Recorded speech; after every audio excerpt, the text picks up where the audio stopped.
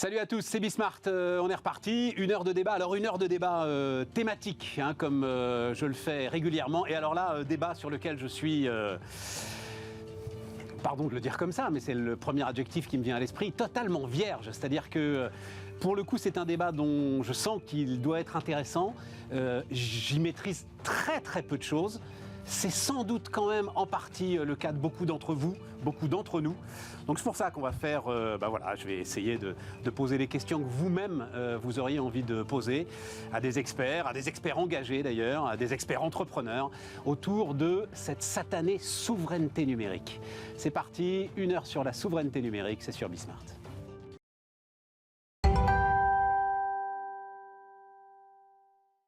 Donc, autour de la table, je disais, engagé, entrepreneur, Mathieu Collas, salut Mathieu, entrepreneur, fondateur de Star Z Data, André Le Scruc-Pietri, salut André. Bonjour Stéphane. Voilà, la souveraineté numérique est au cœur de toute ta vie, je crois, hein, aujourd'hui, sans doute à l'échelle d'ailleurs européenne. Mais c'est important. Ces dernières, oui, maintenant, voilà, maintenant. Sans doute à l'échelle européenne, donc tu es le président de JEDI, Joint European Disruptive Innovation, et Tariq Krim, salut Tariq. Bonjour Stéphane. Entrepreneur, toi aussi, investisseur. Alors toi aussi, tu es vraiment investi dans la réflexion d'ailleurs, parce que c'est d'abord une réflexion autour de la souveraineté numérique. D'ailleurs, Tariq, je démarre avec toi parce que tu m'as surpris. Évidemment, on discute avant de démarrer cette émission. C'est toujours d'ailleurs un danger. À chaque fois, je dis non, on ne fait pas le débat avant le débat. Mais en l'occurrence, là, j'ai commencé à apprendre un truc, mais on va apprendre plein de trucs pendant une heure. Il n'y a qu'en France qu'on se pose cette question de souveraineté numérique, tu me disais, Tariq. Disons que c'est un sujet qui est très français, c'est-à-dire que là, chaque pays en fait a des problématiques différentes. L'Allemagne, ce qu'elle a besoin de faire, c'est de s'assurer que ses entreprises, son industrie fonctionne. C'est pour ça d'ailleurs qu'il parle d'industrie 4.0. En gros, c'est comment on va utiliser l'intelligence artificielle pour continuer à produire des voitures. Ce qui est intéressant, ce qui est la singularité en fait de la France, c'est qu'on a eu pendant très longtemps une industrie. Et quand tu dis, attends, je te coupe, quand tu dis l'Allemagne, ce qui la préoccupe, c'est l'efficacité. Donc l'efficacité aujourd'hui, c'est Microsoft. Donc on travaille avec Microsoft, point à la ligne, quoi. Si vous nous protégez des Chinois qui nous piquent nos brevets, pourquoi pas? D'accord. En France, en tout cas, c'était plutôt le cas auparavant. C'est peut-être un peu moins vrai aujourd'hui. On a une industrie singulière dans l'informatique. On a été leader dans les télécoms. Alcatel a été leader mondial, on l'oublie. Bien sûr. Dans les années 90, un téléphone mobile, ou je crois même 2 téléphones mobiles sur 3 étaient fabriqués en France. Sony Ericsson fabriqué en France. On a quasiment tous les brevets là-dessus, le MP3, le MPEG, donc tout le savoir-faire. Tout ce qui fait en fait la puissance des GAFAM a d'ailleurs été inventé en Europe, puisque Linux a été inventé en Finlande, Python, qui sert à l'intelligence artificielle, a été inventé en Hollande, et évidemment, le web a été inventé en Europe. Donc c'est dommage. Et on n'en a rien fait. C'est pas qu'on n'en a rien fait, c'est qu'on n'a pas su. À l'époque, il faut se rappeler en 93, et ça c'est très drôle, c'est qu'en 93, le focus de la Commission européenne, c'est le diesel propre. Le fameux truc qui a envoyé les patrons de certaines entreprises en prison pour avoir fraudé, comme je le sais bien. Et aux États-Unis, c'était les autoroutes de l'information. Ouais. Donc dès le départ, il y a une vision, on s'est aligné et on a construit une industrie avec des briques qui ont été quasiment toutes inventées en Europe. Quand tu regardes la biographie d'Elon Musk, on le sait assez peu quand même. Il débarque en Californie, et donc il vient du Canada, avec son frangin, et le premier truc qu'il crée, ce sont les pages jaunes en fait. C'est sur Internet, mais c'est les pages jaunes en Californie, et nous on l'a sur le Minitel depuis 10 ans. Depuis 85-86 en fait. C'est voilà, pour illustrer ce que tu dis effectivement sur la façon dont on s'est arrêté. Mais tu me réponds pas pourquoi. Alors tu partages ça, toi qui as une vision européenne, André. C'est un truc très français cette histoire de souveraineté numérique. Alors sans être arrogant le moins du monde, je pense que ce qui est vraiment très français, c'est on passe notre temps à faire les mauvais constats. C'est-à-dire que probablement on n'avait pas compris l'impact qu'auraient ces fameuses autoroutes d'information. Et aujourd'hui, on continue à penser, j'en donne un parmi 10 et on en parlera sûrement, aujourd'hui qu'on pense que c'est un problème d'argent. Et donc on passe son temps à créer des fonds, alors qu'il y a de l'argent partout. Ce qu'il faut, c'est plus de la stratégie et de se poser la question, c'est quoi le coup d'après? On passe notre temps à mettre trop d'argent et en plus à réinventer les industries. On est en train de refaire la même chose sur le spatial et les semi-conducteurs. Donc c'est pas juste un sujet digital. Mathieu, Allons-y, rentrons dans la définition à la limite. Donc moi j'ai été regarder, alors c'est marrant d'ailleurs, mais je te l'écrivais Mathieu, donc j'ai regardé sur Google la définition de la souveraineté. Souveraineté, tu tapes sur Google. Donc souveraineté, comme dit Google, et donc citant d'ailleurs Larousse, je crois que j'ai été regarder Larousse. Non, même pas sûr. Non, c'est la définition officielle du gouvernement français. La souveraineté se définit comme la détention de l'autorité suprême. C'est très français. C'est très 5e République, si on peut dire. Et comment tu voudrais la définir autrement, la souveraineté? Je pense que la souveraineté, c'est d'abord la souveraineté des citoyens, c'est-à-dire le fait d'une communauté qui se met ensemble, qui fait nation. Oui, mais qui détient l'autorité suprême. Oui, la souveraineté appartient à la nation. Le mot suprême pose problème parce qu'il y a un petit côté leader maximo qui aujourd'hui pose problème. C'est que quand je parle d'un problème d'erreur de constat, c'est qu'aujourd'hui on a une espèce de pensée unique du numérique. Et qui fait que... Alors, dis-moi, c'est quoi la pensée unique du numérique? C'est la Startup Nation. C'est le fait qu'il faut créer des licornes. Mais licornes, pourquoi? Ça, Tariq, je reprends tes mots, c'est ce que tu disais. Il va nous en parler, oui. Alors, peut-être une petite chose quand même, avant qu'on passe à autre chose, c'est aussi un produit d'exportation français. Depuis quelques années, et encore plus avec la nouvelle coalition allemande, c'est un sujet en Allemagne. J'étais encore hier. Oui. La souveraineté numérique, tu veux dire? Alors, évidemment, ça devient un sujet très européen, c'est-à-dire que les Européens du Nord, ils ajoutent le mot « ouvert ». Alors, ils mettent « souveraineté numérique ouverte », donc vous voyez le paradoxe, évidemment. Donc en fait, ils essayent de ménager la chèvre, le chou. Et donc, en fait, c'est comme avec la taxonomie, on passe beaucoup de temps à débattre sur le thème au lieu finalement probablement de faire. Bon, mais alors attends, parce que c'est le risque évidemment que j'avais identifié sur ce débat, c'est que on parte dans tous les sens. Ok, démarrons avec les licornes, démarrons avec cette histoire, comme tu dis, de pensée unique. Où est le problème, où est le sujet dans l'idée, effectivement, de mettre le paquet sur la croissance des entreprises du numérique et du digital, puisque c'est ça le sujet autour des licornes, de la Startup Nation. Alors, le sujet est très vaste, mais il y a deux choses. D'abord, je pense que tout ce qu'on fait dans le monde d'aujourd'hui doit avoir une certaine finalité sociétale. Alors, peut-être économique, c'est plus restreint, mais sociétal au sens large, impact climatique, partage des richesses, etc.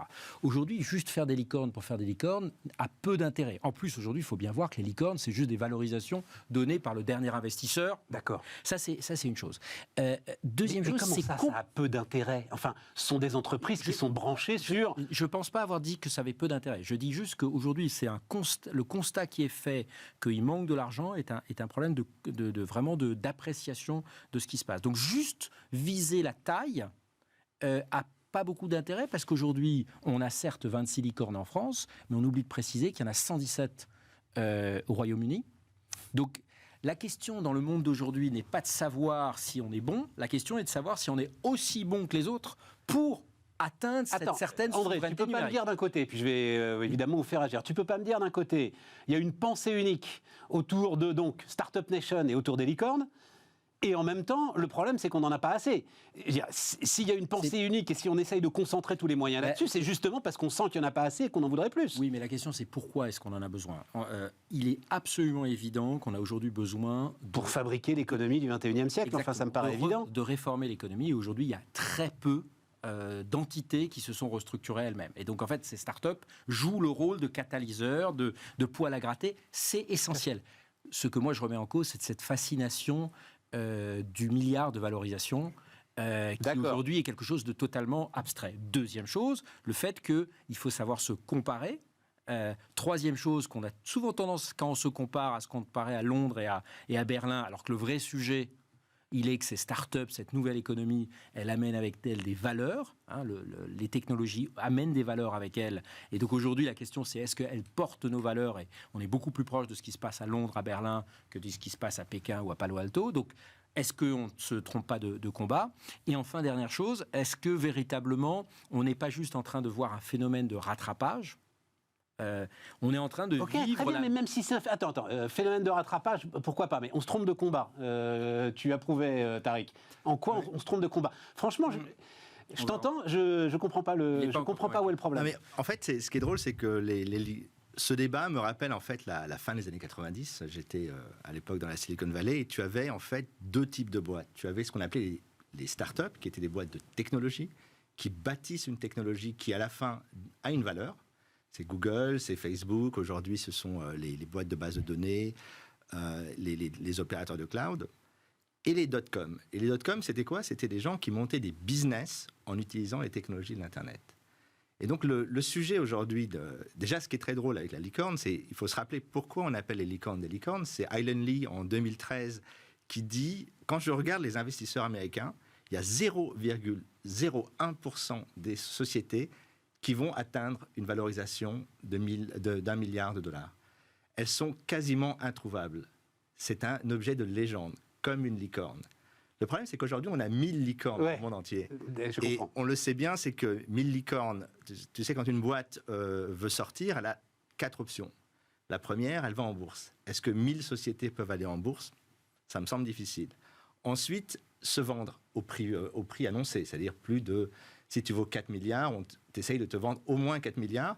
Là, les boîtes qui sont capables d'acheter à ce prix-là, ce sont essentiellement les big tech américaines. Et aujourd'hui, avec le régulateur qui est sur leur dos du matin au soir, elles disent « Ah non, là, c'est pas le moment ». Et ensuite, il y a les fusions. Mais les fusions, c'est souvent en fait de la destruction de valeur. Parce que quand tu as un leader en France qui fait un truc très bien... Tariq, ça ne me dit pas pourquoi on fait fausse route. Moi, je te ramène. Restons en France, en Europe. Alors, je reviens là-dessus. Je fais fausse route sur cette question. Je pense que c'est très bien qu'on ait des startups qui soient valorisées. Moi, j'ai toujours été pro-startup. Maintenant, il n'y a pas que ça. Et le problème qu'on a, et je pense que c'est ce que tu disais tout à l'heure, c'est qu'il y a une obsession sur un des paramètres. Qu'est-ce qui a fait la valeur de la technologie aux US et en Chine?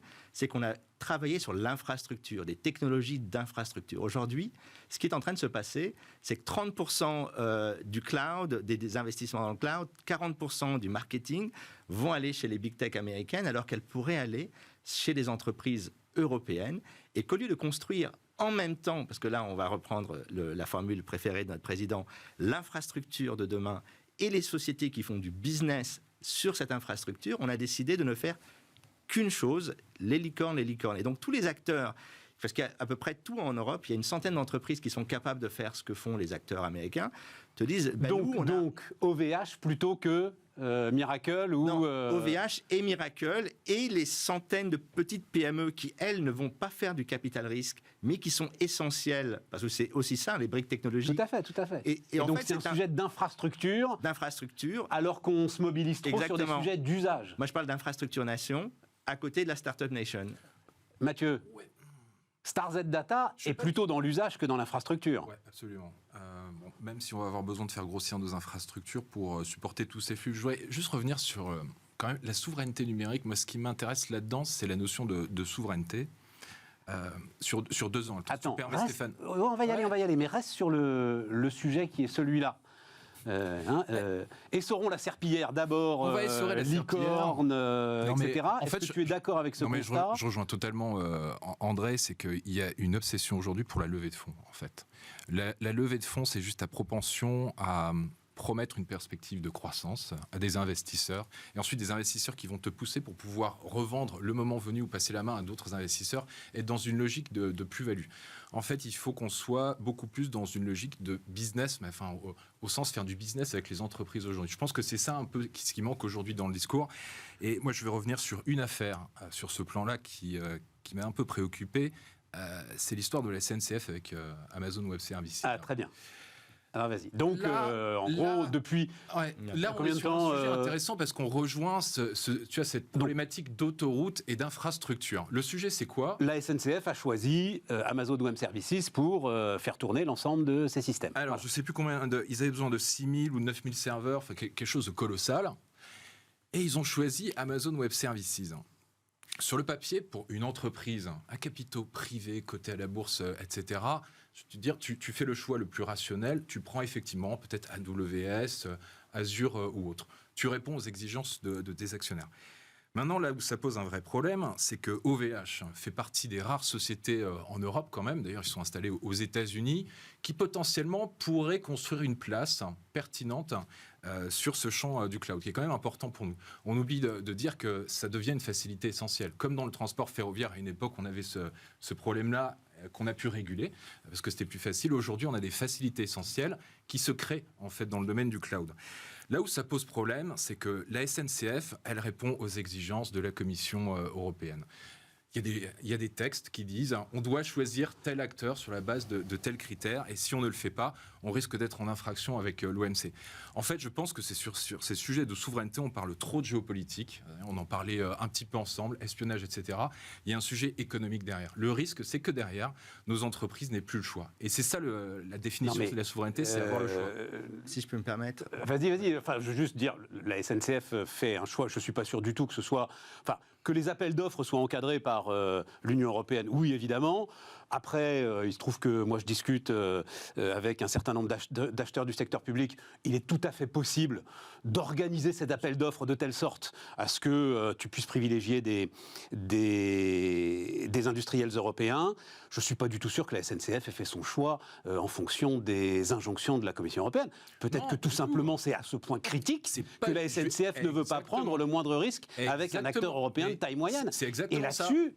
Mais Stéphane, on ne peut pas leur donner tort. Ben non, pas du tout. En fait, on ne peut pas du tout leur donner tort. Ils ont envie de construire un service qui fonctionne au meilleur prix et c'est tout à fait légitime. Maintenant, on a un certain nombre d'entreprises en fait, dont les actionnaires sont l'État. Et moi, je voudrais revenir à une mesure... Attends, Tariq voulait rajouter quelque chose sur cette histoire de SNCF AWS. Une mesure, le Buy European Act. C'est quand même une mesure qui avait été poussée, je crois, par Sarkozy il y a très longtemps. Par tout le monde. Hein. Par tout le monde. Par tout le monde. Emmanuel sauf les Macron. Allemands. Voilà, exactement. Emmanuel Macron, aux dernières élections, ils ont tous essayé et ça a échoué. Et ça, je trouve que c'est vraiment dommage. C'est au cœur de la présidence française de l'Union européenne. Les Allemands, et tu connais mon dada, c'est qu'aujourd'hui à Paris, personne ne comprend véritablement ce qui se passe en Allemagne. On a toujours, pardonnez-moi, 4-5 ans de retard. Au contraire, en ce moment, sur les sujets de l'espace, sur les sujets automobiles, il y a un vrai sujet Buy European Act, mais il faut savoir sentir, il faut comprendre que Berlin, c'est pas Paris, il faut savoir que le ministre fédéral n'a pas du tout le même pouvoir. Le problème, c'est qu'il y a une vraie incompréhension parce qu'on ne fait pas notre boulot.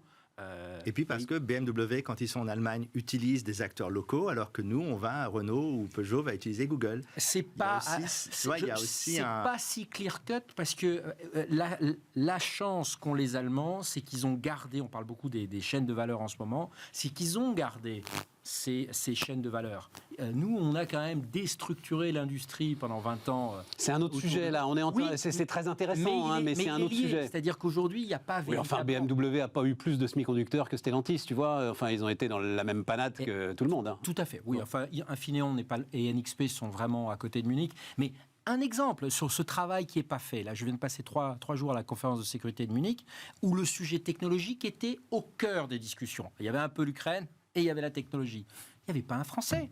Il y avait la ministre des Armées, il y avait M. Le Drian. C'était infesté d'Américains. Je me suis retrouvé dans un débat, il y avait une vingtaine de personnes. Non mais, au sens... au sens... Voilà, bref. Non mais... Au sens littéral. Déjeuner avec 20 personnes, Brad Smith de Microsoft, les personnes de la commission de sécurité pour l'IA, qui est au cœur du sujet, plein de think tanks. Où sont les Français? Donc on est très bon dans le discours, on est très bon sur Bismart et sur plein d'autres chaînes, mais quand il s'agit de faire le vrai lobbying, celui qui s'agit de pousser les trucs, et on entend la même chose à Bruxelles. Revenons sur... Non mais là, il y a un vrai sujet, parce que ce que perçoivent nos partenaires de nous, c'est un discours, mais dans les faits, bien sûr, la SNCF achète de l'AWS, et ça, c'est vraiment remarqué à l'étranger. C'est-à-dire, il y a le discours et il y a la réalité. Il y a ce que dit M. Breton, et il y a la réalité. Tariq. Oui, bon, déjà sur la SNCF, on pensait que le problème, ça allait être Amazon. On a découvert en fait que l'application avait des petits soucis. Oui, mais ça, voilà, laissons de côté, effectivement. Mais je comprends beaucoup de gens... Mais moi, ça m'intéresse. T'as quel avis sur...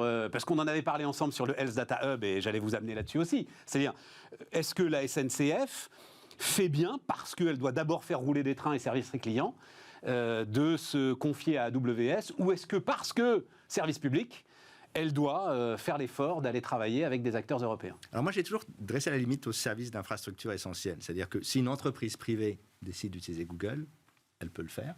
Après, tout dépend des lois européennes. Maintenant, tu sais que si tu travailles dans le domaine du médical, il faut faire très attention à ce que tu fais.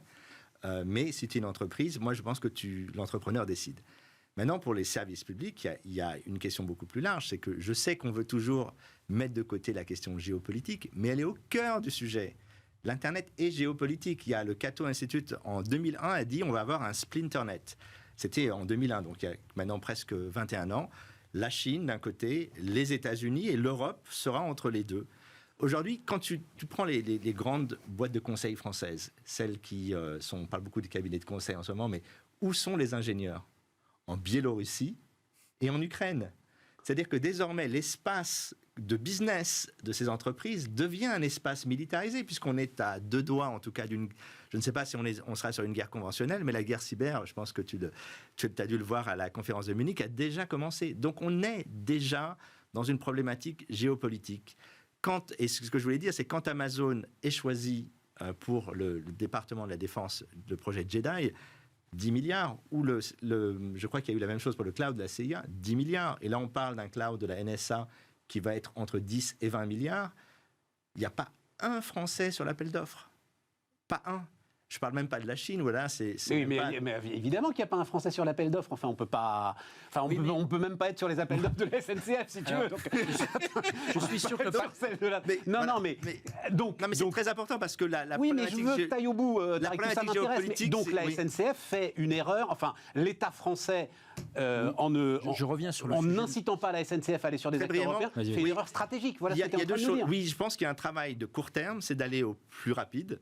Et il y a un travail de long terme. Et le problème de l'État, c'est pas de faire de la politique court terme. La SNCF, c'est un projet qui va exister dans 20 ans, 30 ans. La SNCF, le problème de la SNCF est différent. Veut-on aujourd'hui vivre un peu partout en France ? Veut-on avoir une disponibilité ? Veut-on avoir un produit qui est résilient ? On n'est pas dans le scaling. La population française ne va pas doubler tous les 3 ans. Tu as raison. Le problème, c'est la résilience. Et je voulais juste revenir sur un point. Et donc, là, on aurait pu faire quelque chose d'européen. Parce que ce qui est intéressant sur la souveraineté française, je voulais juste le rappeler, c'est qu'on a été totalement souverain à une époque, quand on avait Transpac, le Minitel, alors c'était fabriqué de A à Z en France. Donc on a eu l'expérience souveraine. Aujourd'hui, je ne sais pas si on serait capable de faire la même chose, mais on a su faire. Et à un moment donné, on en parlera peut-être après, on n'a plus su faire parce qu'on a pris les ingénieurs, on les a mis de côté, on a mis des gens qui étaient dans le management et tu vois, quelqu'un comme Bruno Le Maire, quand il parle du cloud de confiance, la seule chose qu'il peut faire, c'est choisir le plus beau des PowerPoint. Il n'a pas d'autre choix technique. C'est triste à dire, mais c'est vrai qu'on n'a plus de... Je reviens sur le sujet du constat. C'est-à-dire que, c'est dommage, j'aurais pu prendre une illustration que j'ai faite justement à Munich, c'est cette obsession sur l'argent, mais en fait, ce dont ont besoin aujourd'hui les nouveaux acteurs, les grands comme OVH ou les plus petits, c'est pas d'argent en plus, c'est de contrats. Absolument. C'est ce dont ont besoin. Mais le problème, c'est que les gens... C'est ce que dit Michel Paulin, le directeur général d'OVH. C'est ce que dit tout le monde. Et quand vous regardez aujourd'hui, c'est ça dont on a besoin. Et c'est là. Et très franchement, excusez-moi, si la SNCF nous montrait qu'elle était efficace, c'est pas les quelques centaines de millions qui vont peut-être gagner à court terme. Je veux dire, comme disait Pompidou, une fois que les frontières sont franchies, il n'y a plus de limite. Donc, mettre un peu plus d'argent sur un vrai contrat, peut-être prendre un petit peu des plus de consultants. Non, mais c'est pas une question d'argent en l'occurrence là, c'est une question de fiabilité. Mais faire monter les gens.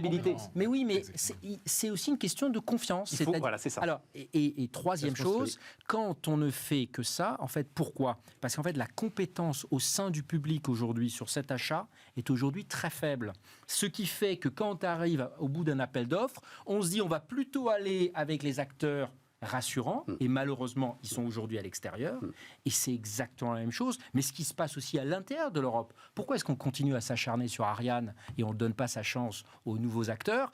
Parce qu'on se dit, à la fin, c'est un truc tellement sensible. Alors, les gens d'Ariane vont être furieux d'entendre que je dis ça, mais on ne va pas, on dit Startup Nation, et on continue à confier 99% des contrats dans l'espace, c'est les 3 grands acteurs.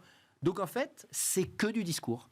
Donc, le rôle stratégique de l'État, c'est l'achat stratégique. Et c'est une question de confiance. Et je reviens sur mon histoire de centralisation du pouvoir. Je pense que ça a à voir avec la centralisation. On ne fait pas confiance. On invite Michel Paulin. Et à la fin, je pense qu'on fait confiance à Microsoft. Écoutez notre secrétaire d'État au numérique. Très très vite, mais affligeant. L'histoire que Thibault Langsade, patron de Jouve, maintenant Lumines, nous raconte sur la façon dont les services américains de dépôt des brevets sont venus le chercher, lui ont fait faire un POC, un Proof of Concept. On dit, vous êtes le meilleur. On va vous donner l'intégralité de nos travaux, enfin, un contrat d'1,5 milliard. Mais vous allez le faire aux États-Unis. Vous allez monter une usine aux États-Unis. Avec un tel niveau de sécurité que Thibault lui-même ne pourra pas, citoyen français, ne pourra pas rentrer dans cette usine. Enfin, pour une boîte qui est une toute petite boîte, en fait, à l'échelle du dépôt de l'Office américain des brevets. Voilà, c'est l'exemple même, finalement, de ce que nous, on n'arrive pas à faire avec nos propres acteurs européens. Exactement. Mais ça, c'est aussi une question de compétence à l'intérieur des administrations publiques. Et là, je rejoins ce que dit Tariq, c'est qu'aujourd'hui, si on ne fait pas monter en compétence les gens en interne, ou bien qu'ils s'appuient réellement sur des acteurs et pas juste l'espèce de cours qu'il y a autour du secrétaire d'État au numérique, mais il y a la même cour autour de Thierry Breton, c'est insupportable. Le problème de cette centralisation, c'est que l'innovation, c'est par définition quelque chose où il doit y avoir une espèce de joyeux, pardonnez-moi l'expression, de joyeux bordel organisé. Oui. Il ne faut surtout pas essayer de choisir, comme diraient les anglo-saxons, pick the winner. On passe notre temps à choisir les gagnants. Un dernier erreur de constat, le guichet unique.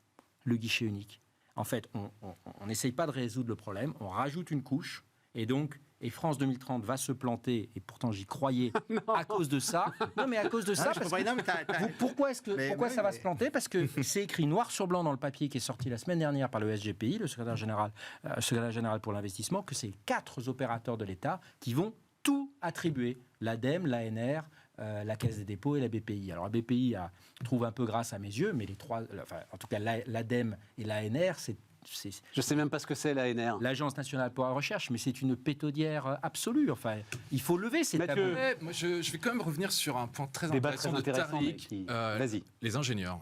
Il y a une vraie problématique là-dessus. Et je vous invite à regarder le dernier rapport de l'OCDE qui fait une étude annuelle sur la fonction publique. Il compare la fonction publique dans certains pays. Et pour la première fois, ils ont révélé des chiffres sur les besoins en recrutement en fonction des filières. Une filière, c'est quoi ? C'est quelqu'un qui va avoir une compétence légale ou autre, une compétence sur les achats. Le premier besoin, il est sur les professionnels de la donnée, aujourd'hui en France. Ce qui manque dans le secteur de la fonction publique, ce sont des professionnels de la donnée. Pas forcément des data scientists ou des développeurs DevOps ou autres, mais des gens qui comprennent la donnée, qui savent comment ça fonctionne, parce qu'il y a une économie autour de ça. Et je pense qu'on a besoin de rattraper le retard, parce que ça fait partie des fondations de demain. Si demain tu veux faire les bons choix dans ton appel d'offres sur du cloud, tu dois savoir... C'est clair. En quoi ça va servir ? Comment ça va permettre de valoriser les données de la SNCF ou autre ? Et aujourd'hui, je pense que c'est là que le bas blesse. Je disais, il y a un livre qui vient de sortir qui s'appelle Les Infiltrés sur les cabinets de conseil. Et j'ai découvert avec effroi que les informaticiens ne représentent plus que 0,68% des fonctionnaires. Et les grands ministères n'assurent plus que 10% du travail en interne. C'est-à-dire qu'on n'a plus les gens en interne. On les a laissés partir, on ne sait pas recruter les talents. Et ça, c'est un vrai problème parce qu'ensuite, on va au plus facile. C'est aussi ça. Il y a une crise profonde.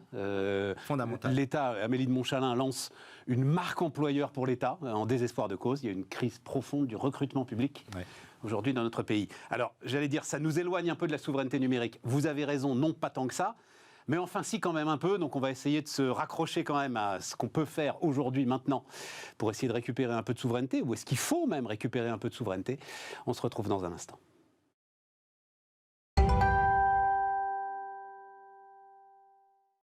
On repart, les amis.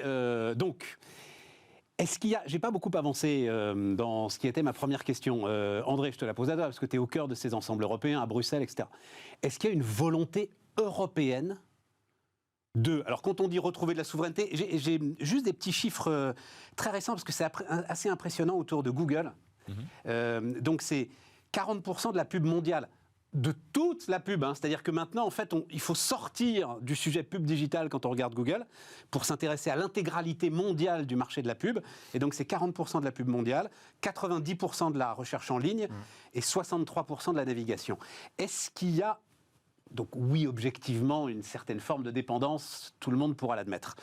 Est-ce qu'il y a une volonté européenne d'essayer de sortir de cette dépendance ? La volonté est là, et il faut le reconnaître. Mais je reviens sur le constat, c'est que tant qu'on ne comprendra pas qu'on est dans un métier de scale, d'échelle, et que le risque, il est partout le même, mais qu'on n'a, par manque de volonté politique, pas de marché unique du digital, eh bien, le meilleur que fera un start-upper français, allemand ou autre, voilà, ce sera de créer une grande licorne française ou allemande ou britannique.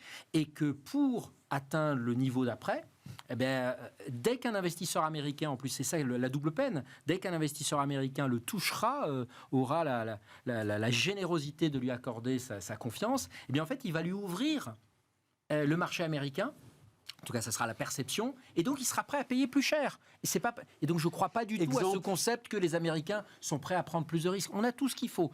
Mais où sont les efforts ? Là, pour le coup, c'est le rôle de la puissance publique. Où sont les efforts dans la cyber de mettre... D'ailleurs, je crains que, effectivement, s'il y a une crise en Ukraine, c'est pas juste en Estonie, en Ukraine, qu'il y aura des attaques cyber. Ça sera chez nous aussi, puisqu'on a tous décidé, et c'est bien d'avoir une réaction très forte. Mais aujourd'hui, il y a 27... Annecy, il y a 27 CNIL. Exemple. La même chose sur la donnée. Parce que il faut s'appeler Doctolib pour réussir. Alors voilà, on a quand même un exemple là où, contrairement à ce qu'on disait là, la puissance publique a décidé massivement de faire confiance à un acteur privé, en l'occurrence Doctolib.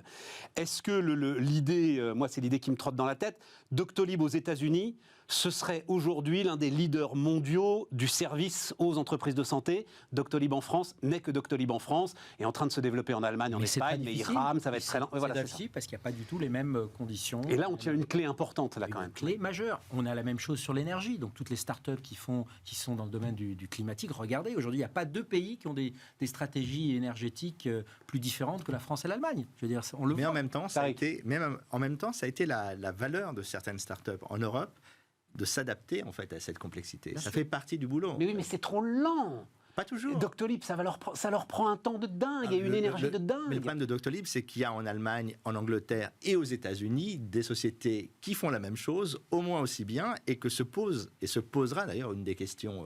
On l'a déjà vu avec le rapprochement entre Gorilla et Frishti.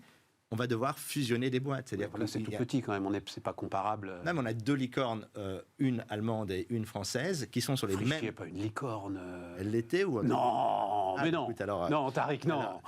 J'adore Julia Bijaoui. Non, mais je crois que c'est quand même 300 ou 400 millions d'euros. Oui, voilà. Mais ce que je veux dire, c'est que Gorilla, c'est la licorne. En 11 mois, ils sont devenus licornes. C'est ça. Et donc, si tu veux, il va y avoir un problème de M&A énorme. C'est comment on fusionne pour construire des géants européens. Parce que quand tu as, en fait, des acteurs similaires dans les pays, se pose une question, en fait, de comment fait-on, qui va en bourse. Déjà, pour aller en bourse, c'est très compliqué. En plus, il y a la queue. Qui est capable d'acheter? On s'éloigne pas de notre sujet de souveraineté, là, avec cette histoire certes très intéressante de Gorillaz et de Frishti. En fait, mon point, c'est que les fameuses licornes dont on parle, si on n'est pas capable de les asseoir en Europe avec une possibilité d'être coté en Europe... Donc il faut un Nasdaq européen. Ça, c'est évident. Je pense que ça a été la plus grosse erreur qu'on a faite, c'est qu'il faut non pas travailler sur le démarrage, il faut aider le démarrage, ensuite il faut laisser les investisseurs et les entrepreneurs faire leur boulot, il faut se focaliser sur la sortie. Oui, mais pour moi, le Nasdaq, si je peux me permettre, tu as raison. Juste d'un mot, je précise d'un mot, c'est qu'on a quand même un ensemble qui s'appelle Euronext, dont enfin, tu peux même plus lister la masse de bourses aujourd'hui qui contrôle au cœur de l'Europe. Il pourrait tout à fait, et d'ailleurs, on sait que ça trotte dans l'idée de lancer. Aujourd'hui, si le marché ne permet pas ces économies d'échelle qui font que vous avez des coûts marginaux quasiment nuls, aujourd'hui, ce n'est pas le cas. Doctolib, alors je ne les connais pas de manière interne, mais j'imagine qu'ils sont en train de tout refaire ce qu'ils ont fait en Allemagne. Donc il y a un aspect duplication. Je peux te le confirmer. Ou alors, et Tariq a totalement raison, c'est que pour créer des géants européens, il faut faire des fusions. Il y a plein de consultants intelligents, mais la plupart des fusions aboutissent à la destruction de valeur. Exactement. Et ça, c'est un vrai problème. C'est qu'on on est parti un peu dans tous les sens. Chaque pays a son élevage de licornes. Et à la fin, tu vas avoir un bain de sang parce que le problème d'une licorne, c'est que ce n'est que le démarrage vers une étape beaucoup plus complexe et beaucoup plus dure. C'est pas oui, mais à la limite, Tariq, alors attends, je reviens sur mon sujet en permanence, mais je vais être brutal. Un bain de sang, je m'en fous complètement. Moi, mon sujet, c'est oui ou non, est-ce que c'est une voie pour renforcer notre souveraineté numérique et digitale? Moi, c'est ça mon sujet. À la limite, que des gars qui aient pris des risques, enfin nous-mêmes d'ailleurs, en soient victimes, tant pis, c'est pas grave, c'est le jeu. Au lieu de lancer des grands fonds d'investissement qui font plaisir à des grands acteurs publics parce qu'ils vont pouvoir les gérer et faire du carry d'interest avec ça, il vaudrait mieux travailler un tout petit peu plus dans le détail et de se dire, sur le sujet de la santé, comment est-ce que le gouvernement français, allemand, néerlandais donne la même confiance qu'on a pu donner à Doctolib, alors je veux pas, mais et crée l'opportunité était unique. Mais ça, c'est impossible. Mais voilà, ça veut dire que soit on a des politiques incompétentes, donc il faut les changer, soit c'est qu'on a à nouveau une erreur de diagnostic. Et je crains qu'on est vraiment dans l'erreur de diagnostic. C'est ça. Ce que disait Le vrai diagnostic, c'est ce que tu dis là à l'instant, c'est-à-dire, c'est pas un problème d'argent, c'est pas un problème de volonté des entrepreneurs ou de risque. Mieux que moins d'argent. C'est un problème de volonté européenne d'essayer d'unifier et de créer un marché. Mais pas que ça. Est-ce que tu penses que les Français veulent que leur médecine soit gérée par des Hollandais ou par des Allemands? C'est plus la justice. Certainement plus que par des Américains. Bien sûr. Mais il ne s'agit pas de ça. Il ne s'agit pas de services souverains. Il s'agit, Doctolib ne modifie en rien les équilibres de la sécurité sociale. Sauf que sociale. Doctolib a dû, parce que l'État n'était pas capable de le faire, je rappelle, la vaccination, c'est quelque chose de régalien. Ça fait partie des choses. C'est comme te défendre en cas de guerre. C'est l'armée et les pandémies. Enfin, la guerre et la pandémie, c'est les deux choses dont l'État doit s'occuper. On a appelé en catastrophe Doctolib. Ça a dû leur coûter une fortune en plus en facture AWS. Donc, si tu veux, on peut se poser la question de savoir. Mais ça montre plusieurs choses. Ça montre aussi que la question de la souveraineté, c'est pas forcément les licornes, c'est tout ce qui est à côté. C'est l'ensemble des PME on a compris. Qui font qu'on a de la technologie, on a surtout la capacité d'écrire l'avenir et de coder l'avenir. Mathieu. Moi, je voulais revenir sur un exemple, c'est Gaia X. Alors, j'ai jamais rien compris à ce truc Gaia X. Est-ce que tu peux m'expliquer ce que c'est? Moi aussi. Moi, au début, je croyais que c'était on va faire des gros serveurs, on va faire l'AWS européen. Gaia X, alors tout dépend si tu analyses les discours, c'est créer une forme d'indépendance sur le cloud et de créer des autoroutes d'échange de données entre les entreprises. Voilà. Créer des standards. Des standards de data sharing, etc. Quand tu regardes, parce que nous, on en a fait partie, tu as des groupes de travail. Je continue à y participer parce que ça permet d'insuffler quelques pistes d'innovation, etc. Et comme dirait Michel Paulin, il vaut mieux faire partie de ceux qui participent plutôt que ceux qui désertent le bateau, c'est ça? Je ne sais pas. Je ne sais pas. Vas-y. En tout cas, ce qui est très intéressant, c'est de voir qui participe, etc. Non, mais le constat, si tu veux, c'est que Gaia X, aujourd'hui, est une initiative qui, dans les faits, est pilotée par Atos. Il y a énormément de collaborateurs d'Atos, tu as énormément de consultants. Non mais très bien, pourquoi pas? Moi, ça ne me gêne pas que ce soit Atos, ok. Mais in fine, si tu veux, tu participes à ces groupes de travail, en fait, tu ne sais pas pourquoi tu travailles, tu ne sais pas qu'est-ce qui va en sortir. Tu vas sûrement avoir un peu de fléchage sur des budgets, etc. Mais si tu es une start-up comme Stars Data, tu vas pas aller chercher ces petits tickets pour faire des POC. Moi, ce qui m'intéresse, c'est d'avoir des contrats avec des grandes entreprises qui participent à GaiaX. Et c'est ça tout l'intérêt, à la rigueur, pour moi, de GaiaX. Maintenant, par rapport à la souveraineté européenne... J'ai toujours pas compris ce que c'était que GaiaX. André, tu veux essayer? Talk to me like a 2-year-old child. Bien joué. Alors, initialement, c'était une initiative franco-allemande pour créer... C'était un objectif... Payer... Alors, les Allemands ont mis 15 millions d'euros. Effectivement, au début. L'idée, c'était de créer un cloud souverain européen. Voilà. Mais ce n'était pas du tout précisé qu'est-ce que ça veut dire. Et effectivement, aujourd'hui, ça s'est transformé en une espèce de club où il y a 250, je crois 230 ou 250 entreprises participantes, françaises, allemandes, mais maintenant, il y a Huawei, il y a Microsoft, il y a Amazon, pour créer des standards commun sur le stockage de données. Le stockage de données, comment est-ce qu'on gère le cloud on the edge, comment est-ce qu'on gère le cloud public, le cloud privé. Plein de petites choses très techniques et où effectivement on a invité tout le monde, et je peux le comprendre quelque part rationnellement en disant comme 85% de la part de marché du cloud aujourd'hui est non européenne, il faut avoir les grands hyperscalers, les trois grands américains notamment, autour de la table. Donc il y a une logique normative. Et Huawei aussi est autour de la table. Huawei est autour de la table, mais si. Palantir, oui. Et Palantir aussi. Palantir aussi. Mais alors, remarque alors je passe peut-être du code Calonne si tu m'autorises. Hier, il y avait ce fameux Alex Karp, avec qui j'ai eu la chance de discuter à Munich. C'est le fondateur un petit peu sulfureux de Palantir. Et à qui je disais, mais arrêtez de dire au gouvernement européen à quel point c'est formidable de déverser l'argent. C'était pas du tout Chatham House, donc je me permets de répéter. Il disait, si vous êtes aussi bête que ça pour entendre ça, continuez. Et on est vraiment ça. Je pense qu'aujourd'hui, les acteurs de la Silicon Valley voient l'Europe comme une espèce d'immense déversoir d'argent qu'on déverse, qui revient à 50-60% en publicité et en cloud chez les grands acteurs. Enfin, combien de l'argent de la BPI atterrit dans les GAFA? J'oserais dire c'est au moins 20 ou 30%. Alors attends, je reviens sur Gaia X. L'alliance Thales-Google, elle se met où dans Gaia X? Puisque on a eu une annonce, nous, de cloud souverain, c'est ça, qui marie Thales et Google. Oui.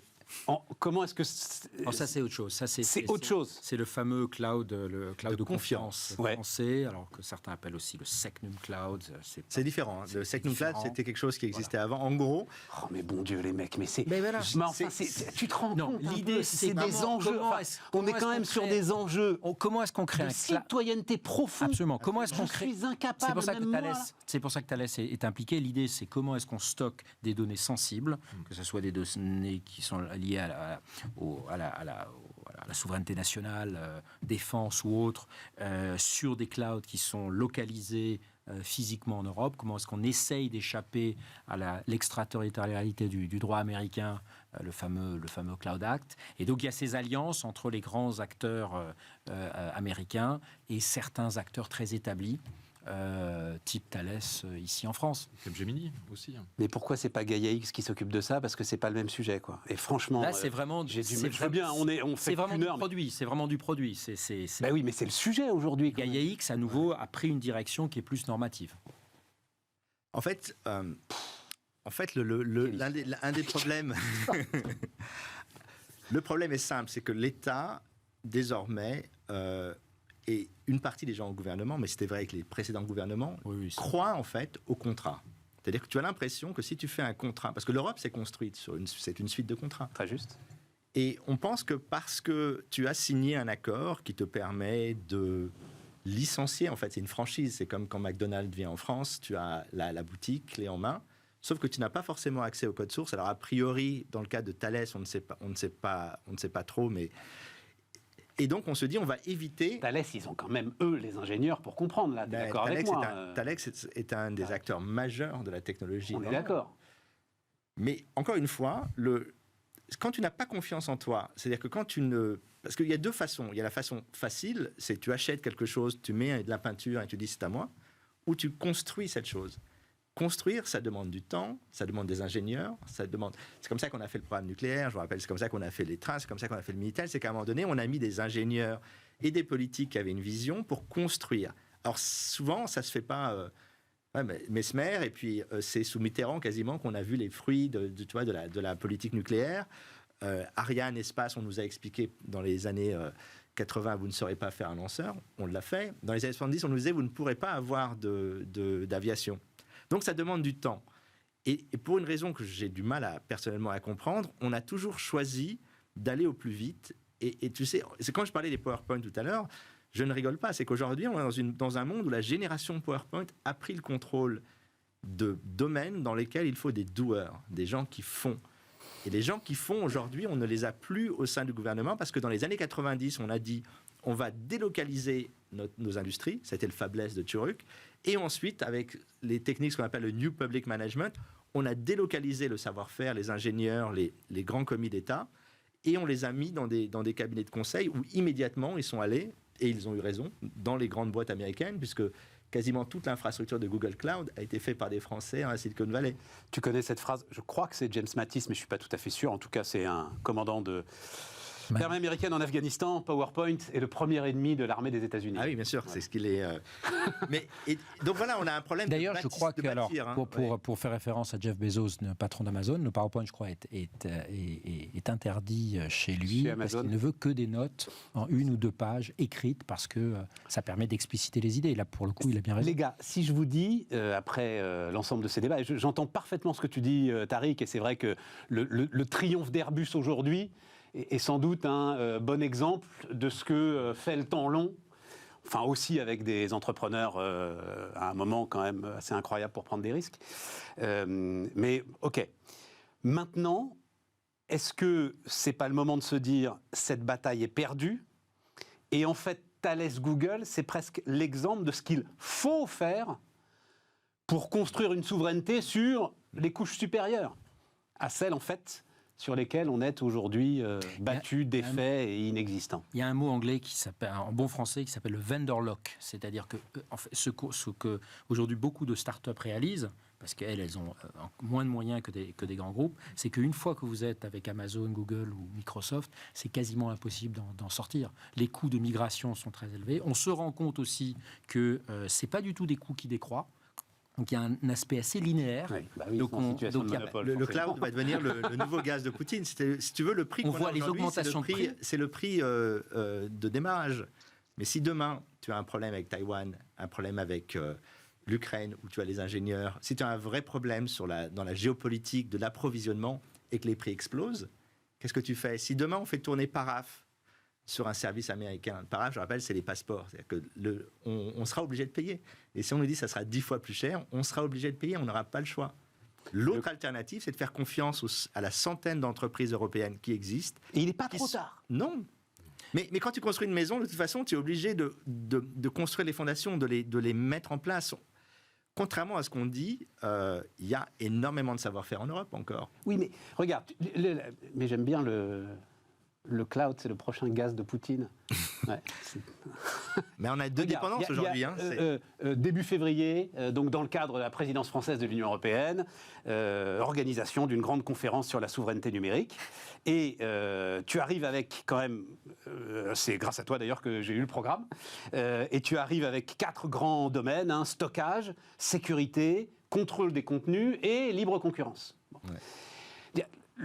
La tâche paraît incommensurable, si tu veux, avec ce que tu me décris comme une galaxie de PME innovantes, adresser ces 4 dossiers, tous prioritaires. Mais si tu regardes les boîtes, il y a une boîte en Autriche qui s'occupe de tous les outils de stockage qu'achète Google pour son propre cloud sont fabriqués en Autriche, que tu as les containers qui sont utilisés ont été inventés en France. Donc tu vois, le savoir-faire existe. Il ne faut pas oublier qu'il y a 2 choses aujourd'hui. On est dans un monde où on ne se fait pas la guerre. Par contre, tu as évidemment le lobbying qui est très actif et tu as une nouvelle discipline, enfin, qui n'est pas si nouvelle, mais qu'on appelle le lawfare, law comme la loi. C'est comment utiliser la loi pour se faire la guerre d'une certaine manière. Le Cloud Act en est un exemple. On décide que, en fait, quand tu utilises les GAFAM, et on l'a vu, puisque on a tous vu que je crois que Google Analytics est maintenant officiellement déclaré comme illégal, ce qui va poser un énorme problème. J'allais en dire un mot. Ouais. C'est que la loi américaine s'étend dans tes infrastructures, et donc se pose la question de savoir est-ce qu'elle s'étend dans des infrastructures essentielles, voire vitales, ou pas. Et donc tu as un vrai travail aussi juridique et d'un travail de régulation. Aujourd'hui, nos régulateurs n'ont rien à voir avec les régulateurs américains. À chaque fois, on dit l'Europe. C'est pas vrai. Qui a été les premiers à attaquer Microsoft en compétition dans les années 2000 ? C'est les États-Unis. Qui va attaquer les big tech, parle de les exploser, ce qui, à mon avis, n'arrivera pas. Ce sont les États-Unis. Donc les États-Unis, dans le domaine du droit, même dans ce domaine, sont en avance sur nous. Et en fait, on ne fait que copier. Et il y a un vrai problème juridique également. Ils ont des armées d'avocats. Il faut qu'on ait des armées d'avocats. Et c'est aussi pour ça que le terrain est miné dans les années qui viennent, parce que c'est juridiquement incompréhensible. Tu veux un scoop incroyable? Il y a, dans les 12 derniers mois, les 2 directeurs généraux adjoints de la DG Concurrence de la Commission européenne, donc qui mènent ce combat, sont passés dans 2 cabinets de conseil, 2 cabinets d'avocats américains qui conseillent les GAFA. Sans aucun sas. Oh, ça, c'est pas possible. Que là, ça, c'est un... voilà, je ne veux pas être ensuite accusé de diffamation, donc je ne vais pas prononcer le mot corruption, mais... Ce qui est dingue, c'est que ce ne soit pas à la une du journal, d'ailleurs. Parce que même alors, nous, alors, si ça t'intéresse, on va publier quelque chose qui est justement ce rapport entre le public et le privé. Moi, je suis le premier à penser que le problème de nos administrations, c'est que justement, il n'y a pas de respiration. Et que pour le coup, le système américain, le fameux spoil system, où quand une nouvelle administration arrive, elle remplace ce que voulait d'ailleurs faire le président de la République, d'aller beaucoup plus bas dans les couches pour mettre des gens plus jeunes, plus d'actualité. Parce que quelqu'un qui a 20 ans dans un même service, à un moment ou à un autre, forcément, il sera plus à la pointe. Néanmoins, ensuite, on gère le conflit d'intérêts. Non, aujourd'hui, on freeze, et aujourd'hui, la plupart des gens qui sortent du public n'ont plus une envie, c'est de faire de l'argent ailleurs. Quoi. Non, je suis tout à fait d'accord. Je vais juste revenir sur peut-être les sujets d'avenir, parce qu'on parle beaucoup de blockchain, etc. On a une super boîte qui a été créée en Irlande qui s'appelle Stripe, qui est partie aux États-Unis depuis et qui est un acteur maintenant incontournable. Enfin, Ils sont encore irlandais, non, les deux frères? Les deux fondateurs sont irlandais, mais toutes les opérations sont parties aux États-Unis. La bataille du paiement, elle est importante. Alors, on a déjà des mastodontes qui existent, qui s'appellent Visa et Mastercard. Ce que je trouve un peu dommage, c'est qu'il y a une initiative qui a été lancée par les grandes banques européennes, qui s'appelle EPI, European Payment Initiative. Alors, juste pour l'anecdote, ce qui est intéressant, c'est que... Elle est dans les marécages. À la base, ça devait s'appeler Pepsi, en fait. Pan-European Payment System Initiative. C'est bon, ça. Pepsi. Tu vois, pas. Et en fait, les Américains ont mis la pression pour que ça ne s'appelle pas Pepsi. Non, mais ça, à la limite, on s'en fout. Ça, Le sujet, on s'en fout complètement. Le sujet, c'est qu'elle est dans les marécages. Elle est dans les marécages. Voilà. Ils ont besoin d'1,5 milliard en fait pour développer l'autoroute du paiement. Mais ils n'ont même pas besoin d'1,5 milliard. Là, pour le coup, le sujet, je le connais. C'est exactement le sujet que vous décrivez. C'est pas une question d'argent. C'est une question de banques européennes qui se tirent dans les pattes, que aucune ne veut laisser sa voisine prendre le lead sur ce sujet qui est un sujet fondamental. Et puis, parce qu'à la fin des fins, quand ils ont fini de réfléchir, tu sais ce qu'ils se disent? Bon, finalement, c'est peut-être pas si important que ça. Et voilà. Et tu vois, et on rejoint les problématiques, les TGV, les Airbus, etc. Mais n'oubliez pas une chose qui est intéressante, c'est que l'avenir, de toute façon, on ne sait pas ce qu'il sera précisément, mais je sais que ce sera un mélange de grands groupes, de start-up et de PME. Tu auras des start-up qui veulent être financées parce qu'il faut aller très vite là où elles doivent aller. Tu as des groupes qui ne veulent pas être financés, qui préfèrent faire donc qui ont besoin de contrats. Je suis entièrement d'accord avec ce que tu disais. Et du point de vue de l'État, il faut faire attention aussi au jeunisme, parce que cette idée que dans l'informatique, tout est nouveau. Ce qui était intéressant chez Google, et ce qui m'avait fasciné quand j'étais chez Sun Microsystems, alors là c'était il y a très longtemps, j'avais rencontré des gens, notamment l'inventeur de Java, James Gosselin, qui avait la cinquantaine et qui me disait, moi en fait je suis un senior développeur. C'est-à-dire que c'est très important dans des boîtes comme Google d'avoir des gens qui sont plutôt âgés, qui ont de la bouteille, Vincerf notamment, l'inventeur d'Internet, des gens qui ont la quarantaine, qui sont des bons managers, et de l'énergie, du talent nouveau. Et c'est ce mélange qui fait que ça marche. Et le problème qu'on a aujourd'hui dans nos administrations, c'est que d'une certaine manière, on a mis de côté tous les gens qui ont vécu ces grandes transformations de l'État, et qui ont le savoir-faire, qui ont en tout cas... la nouvelle grande génération transformation de l'État français, c'est les années 70, vous les avez tous décrites ici.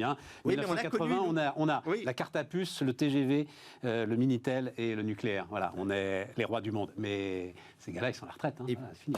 Oui, mais ces gens-là nous ont appris aussi qu'à une époque, il y avait une époque où la SNCF, ce qui était sur des mainframes, ça marchait parfaitement. Mais ça marche toujours mieux qu'on le dit. Que ça marche, je referme mais le point est intéressant, parce que la dernière... C'était moins bien avant. Non, il y avait des choses qui marchaient bien. La dernière grande crise d'Airbus, qui a d'ailleurs abouti ensuite, malheureusement, en partie à la catastrophe industrielle du 380, avec les histoires de câblage et tout ça, c'est que à la fin des années 90, j'ai commencé ma carrière au tout début, tout à la fin là-bas, donc il y a maintenant un peu plus de 20 ans, on avait supprimé tous les postes au-dessus de 55 ans. C'est exact. Et donc, en fait, on est dans des métiers où il faut se revenir sur... mais on n'y était pas si loin, mais ce sujet de souveraineté numérique.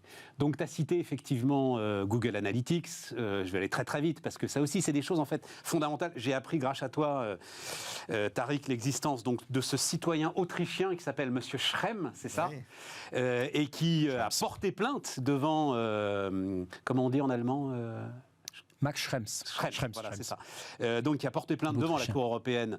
C'est monté jusqu'à la Cour européenne de justice, c'est ça, voilà, parce qu'il jugeait que ces données n'étaient pas assez protégées à partir du moment où Google pouvait les renvoyer aux États-Unis. Il a eu gain de cause. Deux fois, il y a deux arrêts. Absolument. Il y a donc ce sujet autour de Facebook qui menace de quitter l'Europe parce que là aussi les données ne pourraient pas être rapatriées aux États-Unis. Il y a effectivement notre CNIL française qui dit l'utilisation de Google Analytics, si les données partent aux États-Unis, ça n'est plus légal, je ne veux plus en entendre parler. Est-ce que c'est pas ça la bonne solution en fait ? Il faut les deux. Et pour terminer peut-être quand même sur une note optimiste, regardez. Parce que là, il se passe quelque chose avec l'ensemble de ces arrêts. Il se passe quelque chose sur la réglementation, mais on ne va pas y arriver uniquement avec du défensif. Donc oui, il faut arrêter la naïveté, mais aujourd'hui, je serais effectivement un investisseur long terme et l'État, normalement, devrait être le seul qui ait la capacité de penser à 10 ou 20 ans. Je mettrai massivement, j'essaierai plein de choses dans le Web 3, dans la décentralisation du Web qui est en train de se passer aujourd'hui. Et quand on y pense, c'est exactement ce qu'il nous faut, parce que peut-être, personne ne le sait parce que ça reste encore très abstrait, c'est peut-être une manière justement d'arrêter cette centralisation, ce tiers de confiance que sont les grandes plateformes. On va pouvoir peut-être transactionner directement sur toutes sortes de sujets. Et donc, il faut mettre vraiment le paquet, la vision, le signal politique. Avant même l'argent, il faut donner le signal politique. Le problème, c'est que le Web3, je ne suis pas très sûr que ni au secrétariat d'État au numérique, ni aux différents... Ah, si, même moi, je sais ce que c'est le Web3, donc ils savent ce que c'est au secrétariat d'État au numérique. Oui, Non, sérieusement je ne suis pas sûr qu'ils voient ça comme une priorité sur lequel non, mais il y en a tellement de des l'État. priorités. C'est ça le problème, c'est Mais qu'on est à la pour revenir ramasse surtout. Mais c'est ça le point. Il faut Apple, choisir. en Chine, respecte les règles chinoises. Apple, en Russie, respecte. On leur a dit, vous enlevez tous les sites anti-Navalny, ils l'ont fait. Facebook a décidé de payer des amendes pour ne pas stocker ses données en Russie, comme tu le sais. Donc, de toute façon, quoi qu'on fasse, les gens respecteront la loi ou ne la respecteront pas. Et de toute façon, il est évident que Facebook ne va pas partir d'un marché qui fait entre 20 et 25% de ses revenus. C'est pour ça que je dis que c'est quand même... Il se passe quelque chose. C'est peut-être la bonne solution quand même, ce que sont en train de faire les autorités de régulation. C'est la lawfare américaine et la lawfare européenne qui se parlent. Mais il faut créer l'alternative. Il faut créer l'alternative. Parce que sans alternative, on continuera à faire du Facebook et Facebook paiera l'amende. Mais pour faire l'alternative, il faut, et ça c'est très important parce que le vrai succès de la RGPD, le fameux règlement des données, c'est ce qu'on appelle la portabilité. Si on veut construire une alternative, il faudra qu'on soit capable de prendre ces données de Facebook et de les amener ailleurs, de la même manière qu'on a pu changer de numéro ou changer de compte en banque. Et ça, ces outils sont essentiels parce que je ne sais pas ce que sera l'avenir, mais si on ne peut pas prendre ces données, prendre sa vie et l'amener dans ce futur, on aura... Et aujourd'hui, on est loqué, oui, absolument. Mathieu, les data, c'est ton sujet, c'est ton objet, c'est ton... Ce qui me frappe, en fait... L'idée d'un contrôle, au moins, le contrôle européen des data émises par l'Europe. C'est... Juste ce petit point-là sur lequel on a l'impression qu'on est en train d'essayer d'avancer. La data, le cloud, c'est une chaîne de valeur et on a tendance à beaucoup parler des infrastructures, des enjeux géopolitiques, etc. Ce qui compte à la fin, c'est ce que tu fais de ces données-là. Et moi, je suis surpris tous les jours, en fait, des besoins d'acculturation qu'il y a aujourd'hui dans les entreprises, dans une administration, pour expliquer qu'est-ce qu'on peut faire avec de la data. Et j'irais même avec de l'information. Il y a un acteur qui disait il n'y a pas de crise écologique, il n'y a pas de crise sociale, il y a une crise de l'ignorance. Aujourd'hui, c'est un peu ça qu'il faut qu'on... Avec peut-être une crise écologique quand même en même temps. Tu sais, la crise écologique, c'est aussi une crise de l'ignorance. Oui, aussi, mais enfin bon... Non, mais si tu veux, aujourd'hui... c'était une plaisanterie. Je sais. Aujourd'hui, je reviens à ce sujet. En fait, il y a un besoin d'acculturation à la data, à ses usages dans les administrations et dans nos entreprises. Et il faut qu'on soit un peu déniaisé aussi sur ces problématiques géopolitiques qui nous amènent à des postures défensives, alors qu'on a des choses magnifiques à monter. Qu'on n'est pas capable d'organiser, quoi. On est au bout. André, moi, je retiens un seul truc de ce débat, et merci à vous, c'est, en fait, on est incapable de s'organiser en Europe. Et malheureusement, l'histoire s'écrit sans nous, quoi. Voilà. Non, elle ne s'écrira pas sans nous parce que l'ingénieur en chef, le premier ingénieur en chef de SpaceX était allemand. L'homme de l'IA chez Facebook reste encore français. La question, c'est que ces gens-là, on peut tout à fait les récupérer. Donc ça va être les talents, mais il faut leur donner des signaux, des visions. Et là, le rôle du politique est absolument essentiel. Donc il faut qu'ils comprennent et il faut qu'ils dépassent les postures nationales. La crise aurait dû être... Regardez sur les données de santé aujourd'hui. Le président de la République, le ministère de la Santé, a fait de la politique pendant 2 ans sur la base des courbes. Et ça devrait être quand même... Sur la base de courbes sur la base des données de santé, des courbes, de la pandémie, des infections, etc. Ouais. Ça devrait être quand même le révélateur que pour faire de la meilleure politique, il faut avoir une maîtrise de nos données. Merci les amis, merci beaucoup pour tout ça. Et on se retrouve demain sur Bismart.